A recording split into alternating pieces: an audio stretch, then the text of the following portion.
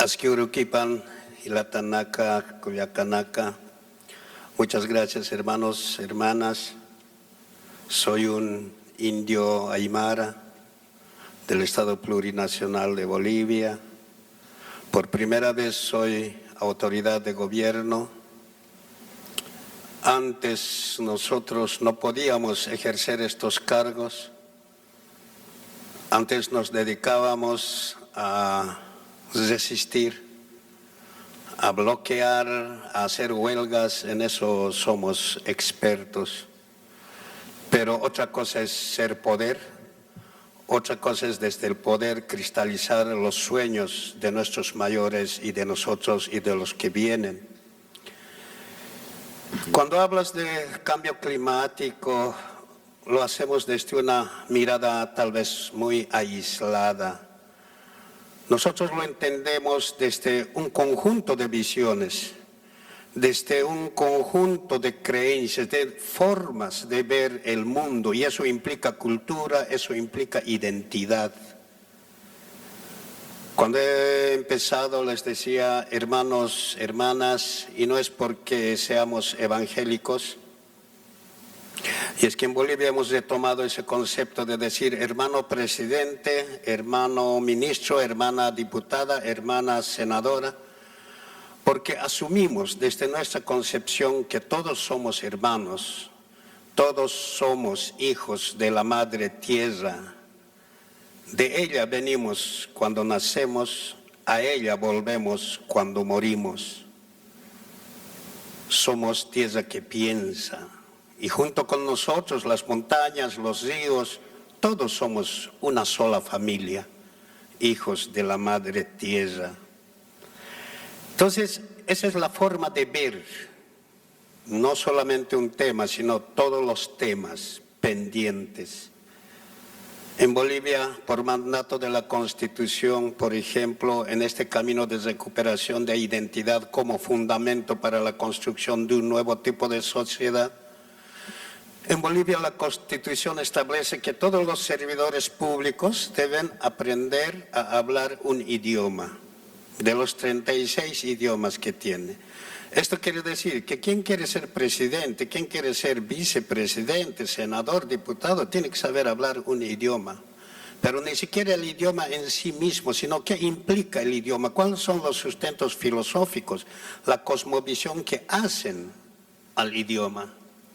En ese trabajo estamos, nos hemos dado un plazo, o sea, el idioma se convierte en una condición de acceso laboral, en una condición de permanencia laboral, en un Estado que quiere transformarse.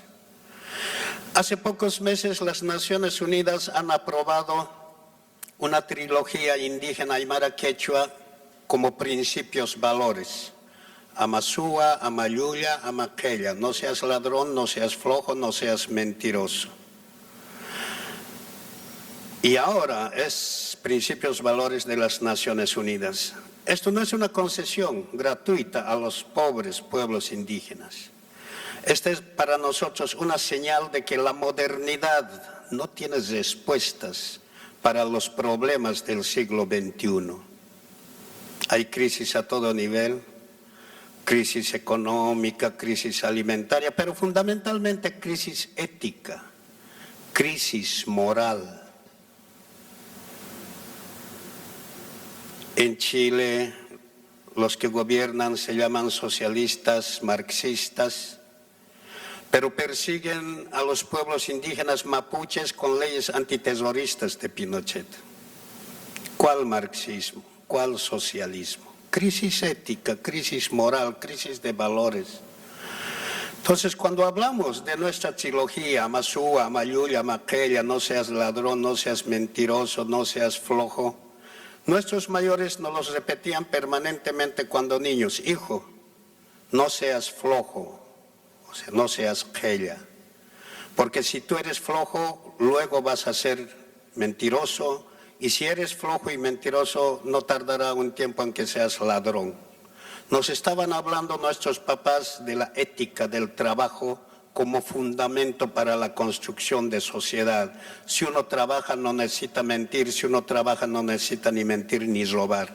Esa es la base de la construcción de nuestros pueblos. Y lo habíamos pensado como un pasado, y lo habíamos pensado que había que modernizarse, y por lo tanto asumimos otros valores, liberté, fraternité, solidarité, de la Revolución Francesa. Nada tenemos que ver con Francia, allá ellos con su revolución. Tenemos lo propio, tenemos lo nuestro, y lo habíamos pensado pasado, y lo habíamos pensado anacrónico. A eso llamamos que la condición de la construcción de un nuevo tipo de sociedad tiene que basarse en la recuperación, el fortalecimiento de la identidad. ¿Quién soy yo? ¿Quién eres tú? ¿Quiénes somos? A veces fácilmente decimos soy boliviano, soy peruano, soy argentino, pero ¿qué quiere decir eso? ¿Cuáles son los sustentos identitarios de esa bolivianidad, peruanidad? No nos preocupamos de eso y nosotros entendemos que esa es la base de todo. Entonces, para saber cuáles son las tareas, primero tenemos que saber cómo son nuestros países. Hace 10 años en Bolivia era imposible que una mujer indígena pueda caminar impunemente por las principales plazas de las ciudades. Hoy, después de 10 años, vemos mujeres indígenas en forma de ministras, en forma de diputadas, de senadores. Algo está cambiando y a eso lo llamamos vivimos tiempos del Pachacuti. Pacha, que quiere decir mundo, Cuti, que quiere decir cambio, revuelco, revolución. Son esos los tiempos que nos decían nuestros mayores, que inevitablemente va a llegar un cambio, un Pachacuti. Que ese Pachacuti sea boliviano, pero que también sea continental, que sea planetario. Esa es la esperanza desde la mirada de los pueblos indígenas. Entonces, para entender las tareas, tenemos que entender que nuestras sociedades han fracasado. Si no entendemos eso, no estamos entendiendo qué es lo que hay que hacer. Desde Bolivia entendemos Bolivia, un país que fracasó. 1825 se funda un país que se llama Bolivia. Ese país que se funda en 1825 pretende ser moderno, pretende ser civilizado, pretende asemejarse a Europa y para asemejarse a Europa tiene que negarse a sí mismo. Para ser moderno tenían que liquidar pueblos indígenas, para ser civilizado tenían que liquidar idiomas, saberes, conocimientos. 1825 hasta el 2003 no lograron liquidar pueblos indígenas, no lograron liquidar idiomas, no lograron liquidar saberes, conocimientos. Esa forma de país fracasó. Y es por eso que en Bolivia nos imponemos refundar el país. Asamblea Constituyente para construir un país en base a lo que somos nosotros, no en base a miradas europeas, concepciones europeas. Y es ahí donde entendemos que el tema no es sacar un presidente de derecha y poner uno de izquierda y asunto solucionado. El tema es entender nuestro país. Y entender nuestro país implica entender que Bolivia es un país construido sin nosotros, los pueblos indígenas. Bolivia construido contra nosotros, los pueblos indígenas. A ello llamamos Bolivia Estado colonial, colonizante, colonizado. Y toda la institucionalidad que tenemos es colonial y colonizante. Educación colonial, leyes coloniales, religión colonial, fuerzas armadas, policía. Toda la institucionalidad es colonial y colonizante. Y por eso en nuestra Constitución establecemos en el artículo 9 que no será posible construir una nueva sociedad si no iniciamos un profundo proceso de descolonización. Ese es el kit de la cuestión para nosotros. Descolonizar la educación, descolonizar la religión, descolonizar absolutamente todo como condición para la construcción de un nuevo tipo de sociedad. Entonces, esto implica también que tenemos que construir nuevos paradigmas. Los años 70, 80 nos han enseñado otros paradigmas, que había que buscar el socialismo y para hacer ese socialismo había que ser marxistas, leninistas, trotskistas. Se cayó el muro de Berlín y junto con ello se cayeron también sus referentes ideológicos de ese paradigma. Y hoy, desde Bolivia, nosotros mostramos a los demás países nuevos paradigmas, vivir bien, por ejemplo, despatriarcalización, equilibrio, madre tierra, paradigmas. No sabemos si vivir bien es de izquierda o de derecha, no nos interesa. Vivir bien no quiere decir que yo viva bien, que yo tenga buena educación, buena salud, economía. No voy a vivir bien si el otro vive mal. Entonces el vivir bien es un tema de comunidad, es un tema diferente. Entonces, nuevos paradigmas, un nuevo sistema de creencias es lo que se impone. Porque si estamos funcionando en base a creencias que son parte de la construcción de los estados coloniales, estamos repitiendo el mismo error. Un nuevo sistema de creencias. Cuando hablamos de despatriarcalización no estamos hablando de feminismo, por ejemplo, que se trata de la lucha de la mujer para obtener iguales o mejores derechos que el hombre. Despatriarcalización, desde nuestra mirada, es la recuperación de la dualidad, de lo masculino y femenino, y la paridad y la complementariedad. Por lo tanto, equilibrio entre hombre y mujer. Entonces, el equilibrio es la clave para caminar hacia adelante. Restablecer el equilibrio entre el hombre y la mujer como condición para restablecer el equilibrio entre los seres humanos y la naturaleza y la madre tierra. Entonces, descolonizar es tener otras miradas. Mi verdad no es tu verdad. Tu verdad tampoco es verdad para los demás. Nada es verdad, nada es mentira. Todo es una búsqueda permanente. El hecho de creer o hacer creer que existe un solo Dios, para nosotros es racismo. Hay muchos dioses y todos son importantes si buscan el bien común, cuando hablan de diálogo interreligioso.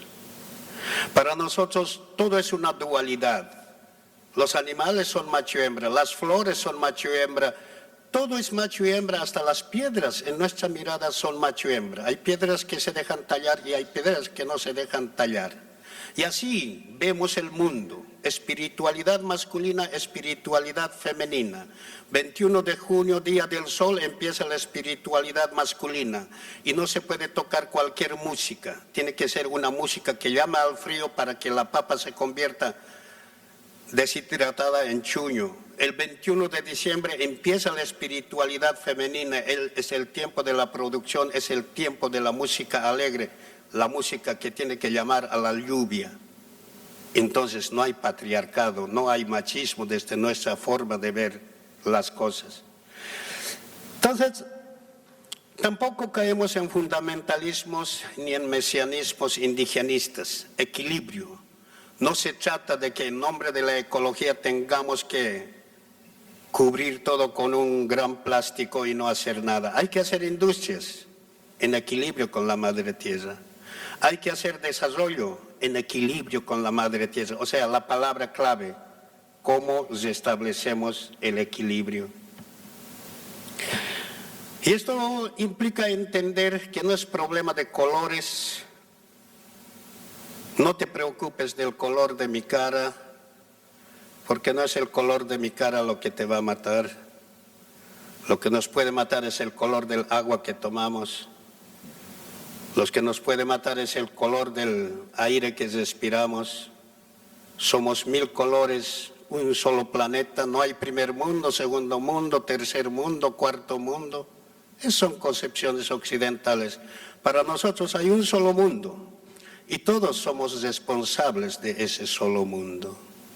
¿Qué pasaría si nosotros adoptáramos la forma de vida que tienen otros países? Entre Alemania y otros países, donde el papá vive en un auto, la mamá vive en otro auto. El hijo tiene su auto, la hija tiene su auto, todos viven en un auto.